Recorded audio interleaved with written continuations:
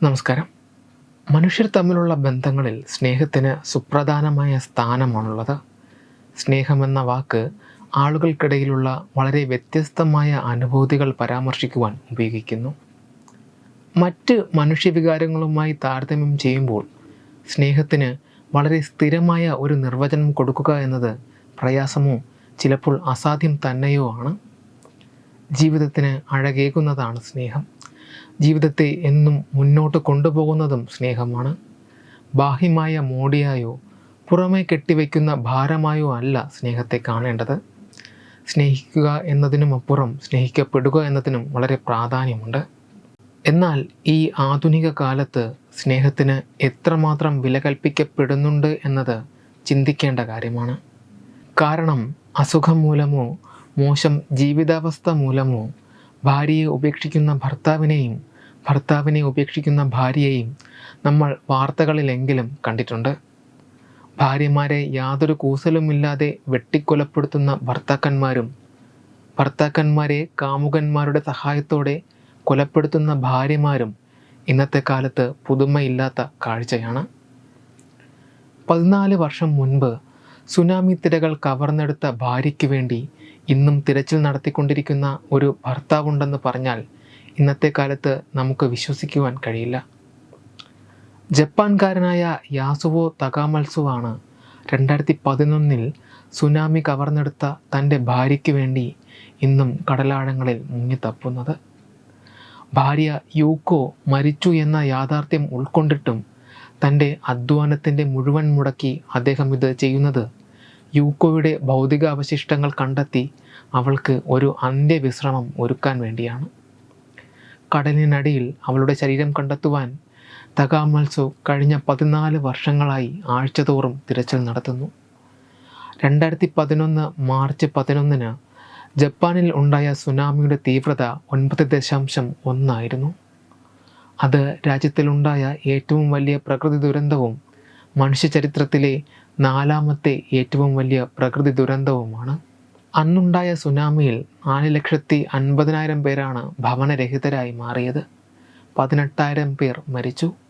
2,500-ലധികം ആളുകളെ കാണാതായി. 13 വർഷങ്ങൾക്കിപ്പുറവും അവരുടെ മൃതദേഹങ്ങൾ കണ്ടെത്തുവാൻ സാധിച്ചിട്ടില്ല. ഒരു തെളിവുമില്ലാതെ അവർ എങ്ങോട്ടൊന്നില്ലാതെ മാഞ്ഞുപോയി. നഗരത്തിലെ ഒരു ബാങ്കിലെ ജീവനക്കാരിയായിരുന്നു അദ്ദേഹത്തിൻ്റെ ഭാര്യ യൂക്കോ. സുനാമി തിരകൾക്കൊപ്പം കാണാതായ ജീവനക്കാരിൽ യൂക്കോയും ഉണ്ടായിരുന്നു. സുനാമി ആഞ്ഞടിച്ച് മാസങ്ങൾക്ക് ശേഷം അവളുടെ ഫോൺ ബാങ്കിൻ്റെ പാർക്കിംഗ് ഗ്രൗണ്ടിൽ നിന്ന് കണ്ടെടുത്തുവെങ്കിലും പിന്നീട് മറ്റൊന്നും കണ്ടെത്താൻ സാധിച്ചില്ല. ഫോണിൽ തകാമത്സുവിനയച്ച അവസാനത്തെ സന്ദേശവും പകുതി വരെ പൂർത്തിയാക്കി അയക്കുവാൻ കഴിയാതെ പോയ സന്ദേശവും ഉണ്ടായിരുന്നു. അവളുടെ അവസാന സന്ദേശം നിങ്ങൾ ഓക്കെ ആണോ എന്നും എനിക്ക് വീട്ടിലേക്ക് പോകാൻ തോന്നുന്നു എന്നുമായിരുന്നു. പൂർത്തിയാക്കാൻ കഴിയാത്ത സന്ദേശത്തിൽ സുനാമിയുടെ തീവ്രതയെക്കുറിച്ച് അവൾ ഭർത്താവിനോട് പറയാൻ ശ്രമിച്ചു. പലതരത്തിലുള്ള തിരച്ചിലുകൾക്കിടയിലും യൂക്കോയുടെ മൃതദേഹം എവിടെയായിരിക്കുമെന്നതിന് മറ്റു സൂചനകളൊന്നും ലഭിച്ചില്ല. രക്ഷാപ്രവർത്തകർ ശ്രമം അവസാനിപ്പിച്ച് മടങ്ങി. എങ്കിലും തകാമത്സു തൻ്റെ ശ്രമങ്ങൾ അവസാനിപ്പിച്ചില്ല. 2.5 വർഷത്തോളം കരയിൽ തിരച്ചിൽ നടത്തിയ ശേഷം 2013 സെപ്റ്റംബർ മാസം മുതലാണ് തകാമത്സു കടലിലും യൂക്കോയ്ക്ക് വേണ്ടി തിരച്ചിൽ നടത്താൻ തുടങ്ങുന്നത്.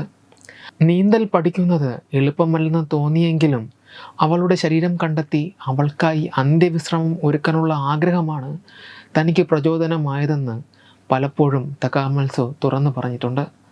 തകാമത്സുവിൻ്റെ ജീവിതം അടിസ്ഥാനമാക്കി ദി ഡൈവർ എന്ന ഡോക്യുമെൻ്ററി പുറത്തിറങ്ങിയതോടെയാണ് ഈ അപൂർവ പ്രണയകഥ ലോകം മുഴുവൻ അറിഞ്ഞത്.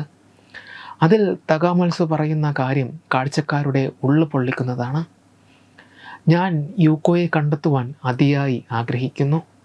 സമുദ്രം വളരെ വിശാലമായതിനാൽ ഒരുപക്ഷെ ഒരിക്കലും എനിക്കവളെ കണ്ടെത്തുവാൻ സാധിച്ചേക്കില്ല.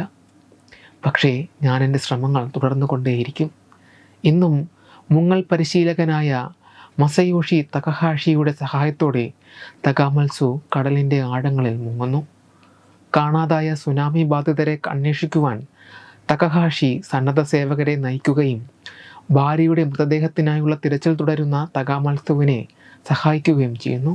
ഇന്ന് തകാമത്സു എന്ന പേര് ഗൂഗിളിൽ സെർച്ച് ചെയ്യുമ്പോൾ തകാമത്സവവുമായി ബന്ധപ്പെട്ട് ആളുകൾ ഏറ്റവും കൂടുതൽ തവണ അന്വേഷിച്ച ചോദ്യം നമുക്ക് മുന്നിൽ ഗൂഗിൾ സജസ്റ്റ് ചെയ്യും.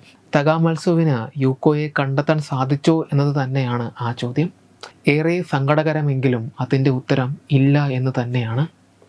ഒരുപക്ഷെ ഞാനിത് പറയുന്ന സമയത്തും തകാമത്സു യൂക്കോയ്ക്ക് വേണ്ടി സമുദ്രത്തിനടിയിൽ തിരച്ചിൽ നടത്തിക്കൊണ്ടിരിക്കുകയായിരിക്കാം. ഇന്ന് മാർച്ച് മാസത്തിൽ ജപ്പാനിലെ വഴിയോരങ്ങളിൽ പൂത്തുലയുന്ന ഓരോ കാട്ടുചെറി പൂക്കളിലും തകാമത്സു തൻ്റെ യൂക്കോയെ കാണുന്നു.